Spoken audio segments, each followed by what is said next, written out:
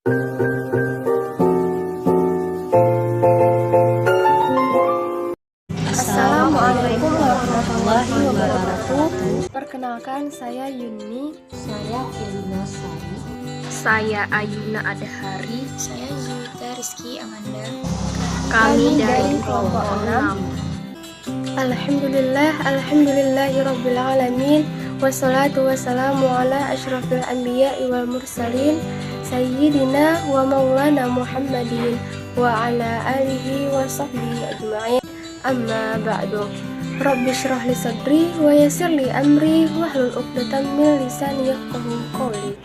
Pertama-tama, marilah kita panjatkan puji syukur kita kehadirat Allah Subhanahu wa taala, yang mana Dia telah memberikan kita beribu-ribu nikmat. Di antaranya nikmat kesehatan dan nikmat kesempatan, sehingga kita dapat melaksanakan pembelajaran kita ini. Sholawat beriringkan salam tetap tercurahkan keharibaan penghulu kita, Nabi besar Muhammad Sallallahu Alaihi Wasallam, yang mana Ia telah membawa kita dari alam kegelapan menuju alam yang terang benderang seperti yang kita rasakan pada saat ini. Tidak lupa kami ucapkan terima kasih kepada Bapak Muhammad Susandri Batubara MSI selaku dosen pembimbing mata kuliah Pancasila, karena telah memberikan waktu kepada kelompok 6 dalam pembuatan video pada pembelajaran ini. Pada video kali ini kami akan menjelaskan hasil diskusi kami yang berjudul Pancasila sebagai sistem etika. Semoga materi yang akan kami sampaikan nantinya bisa bermanfaat bagi kita semua dan dapat menambah ilmu kita semua. Amin, amin ya rabbal alamin. Untuk mempersingkat waktu, kami akan menjelaskan hasil video kami. Pancasila sebagai sistem etika. A. Pengertian etika. Secara etimologi, etika berasal dari bahasa Yunani kuno, yaitu ethos, yang berarti watak, sikap, cara berpikir, kebiasaan, atau adat. Etika adalah kelompok filsafat praktis atau filsafat yang membahas bagaimana manusia bersikap terhadap apa yang ada. Etika merupakan suatu pemikiran kritis dan mendasar tentang ajaran-ajaran dan pandangan-pandangan moral.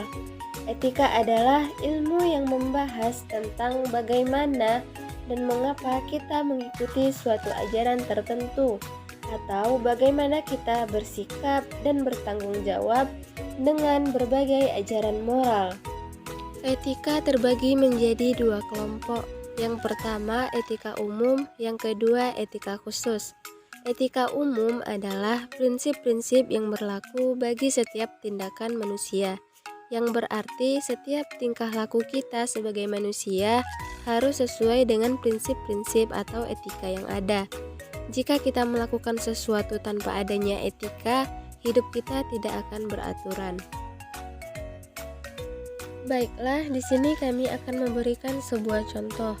Ketika akan melakukan kerja kelompok, Manda dan teman-temannya tidak memilih untuk mengerjakannya di hari Sabtu dan Minggu, dikarenakan salah satu teman mereka ada yang beragama Kristen, dan setiap hari Sabtu dan Minggu adalah jadwalnya untuk mereka melaksanakan ibadah. Tindakan tersebut termasuk dalam etika yang harus kita realisasikan dalam bentuk menghormati orang lain. 2. Etika khusus. Etika khusus adalah etika yang membahas tentang prinsip-prinsip dalam hubungannya dengan berbagai aspek kehidupan manusia, yang berarti prinsip-prinsip ini adalah prinsip yang mengatur tentang hubungan antar manusia dengan manusia.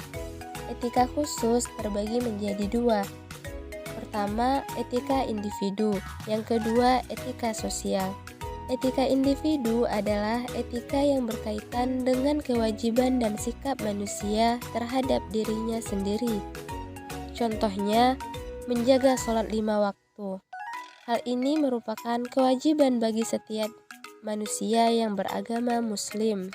Dan etika sosial adalah etika yang membahas tentang kewajiban sikap, perilaku manusia sebagai anggota masyarakat pada umumnya. Di dalam hal ini menyangkut hubungan manusia dengan manusia, baik secara individu maupun dalam kelembagaan.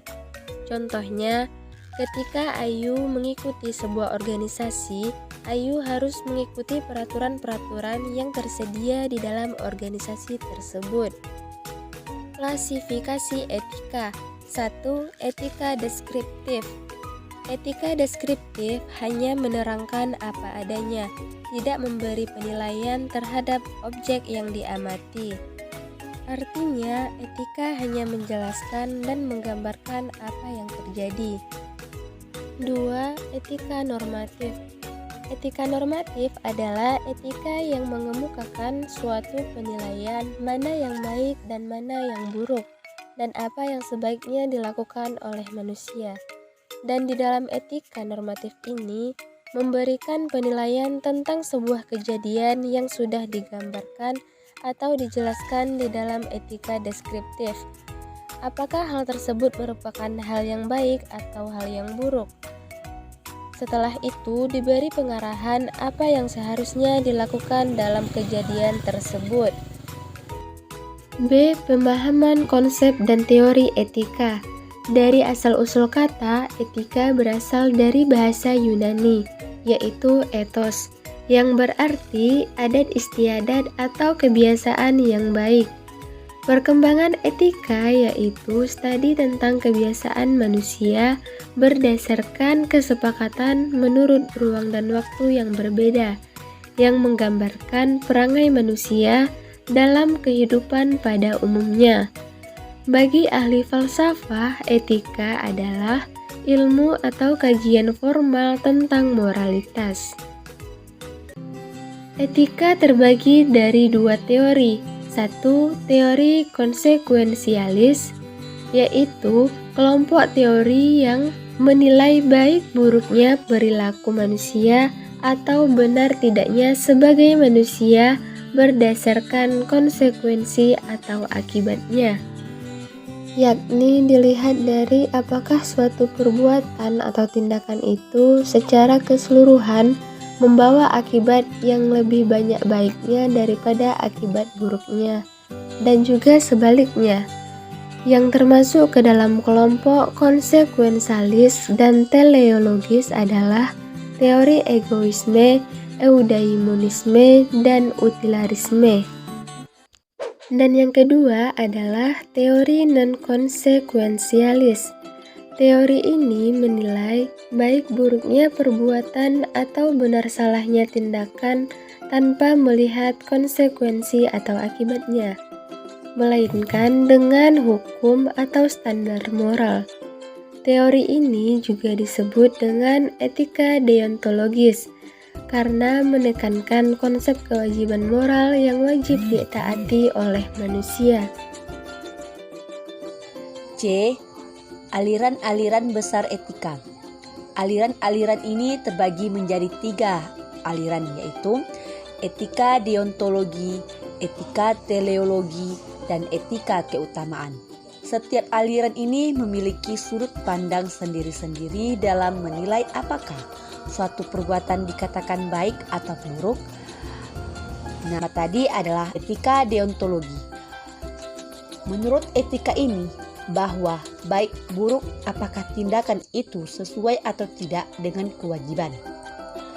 Etika deontologi tidak mempersoalkan akibat dari etika deontologi. Menurut etika ini, bahwa baik buruk apakah tindakan itu sesuai atau tidak dengan kewajiban. Etika deontologi tidak mempersoalkan akibat dari tindakan tersebut, baik atau buruknya. Tokoh yang mengemukakan teori ini adalah Immanuel Kant pada tahun 1734 sampai tahun 1804. Ukuran kebaikan dalam etika ini adalah kewajiban, kemauan baik, kerja keras, dan otonomi bebas. Yang kedua, etika teleologi. Pandangan etika ini berkebalikan dengan etika deontologi, yaitu bahwa baik buruk suatu tindakan dilihat berdasarkan tujuan atau akibat dari perbuatan itu. Contoh sederhananya saja kita ambil yaitu mengenakan helm bagi pengendara motor tidak dapat dipenuhi karena lebih fokus pada satu tujuan yaitu mencari keselamatan. Etika teologi ini digolongkan menjadi dua yaitu A. Egoisme etis, menilai bahwa tindakan yang baik adalah tindakan yang berakibat baik untuk pelakunya. B. Utilitarianisme, tindakan yang dikatakan baik apabila mendatangkan kemanfaatan yang besar dan memberikan kemanfaatan bagi sebanyak mungkin orang. Namun, setiap tindakan ini selalu dilihat apakah akibat akan memberikan manfaat bagi banyak orang atau tidak. 3. Etika keutamaan, tidak mempersoalkan akibat suatu tindakan, tetapi pada pengembangan karakter moral pada diri setiap orang. Orang tidak hanya melakukan tindakan yang baik, melainkan menjadi orang yang baik. Selanjutnya, D. Etika Pancasila.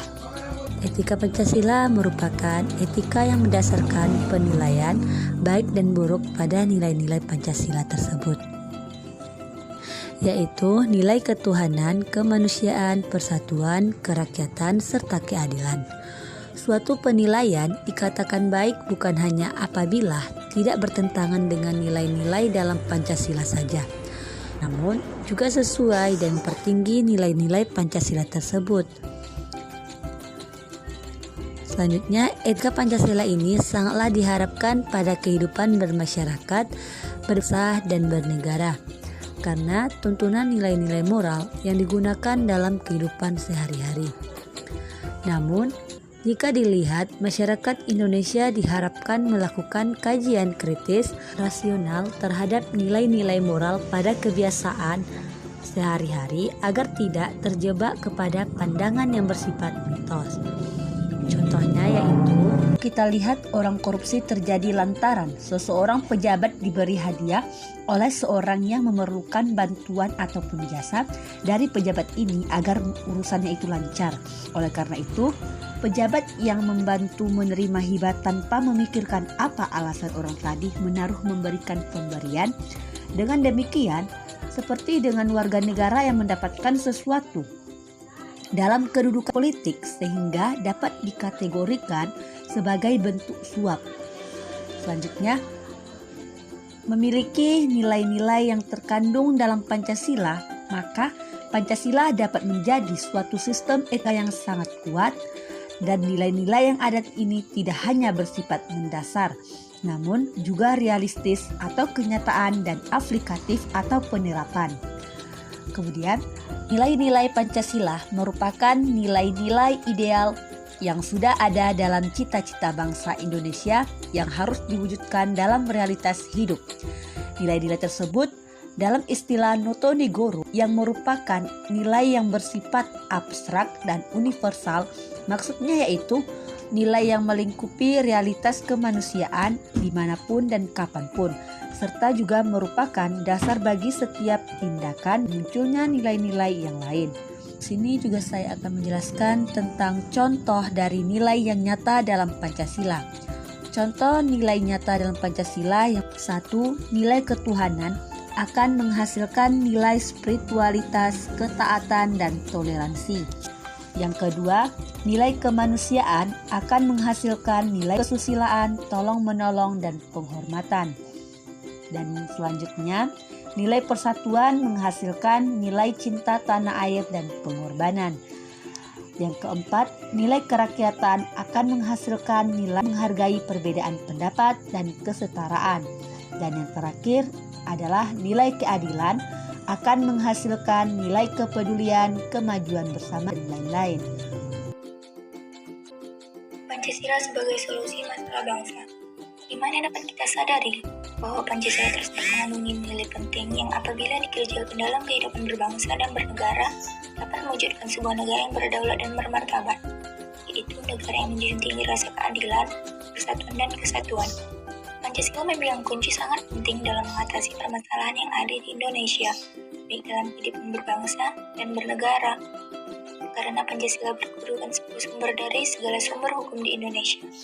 Semua pemecahan masalahnya yang ada di Indonesia ada pada 5 dasar Pancasila.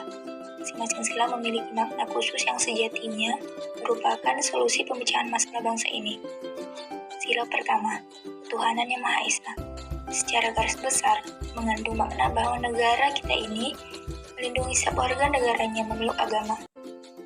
Sila kedua, kemanusiaan yang adil dan beradab. Mengandung makna bahwa setiap warga negara Indonesia mendapatkan perlakuan yang sama di mata hukum karena Indonesia berdasarkan atas negara hukum. Mengakui persamaan derajat, persamaan hak, persamaan kewajiban antara sesama manusia.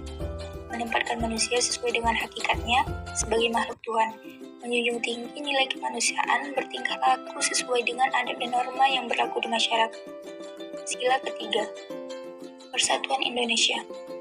Mengandung makna bahwa seluruh penduduk Indonesia adalah saudara, tanpa pernah membedakan suku, agama, ras, adat istiadat maupun kebudayaan yang sangat beragam di Indonesia. Warga negara Indonesia adalah satu yakni bangsa Indonesia rela berkorban demi bangsa dan negara sendiri.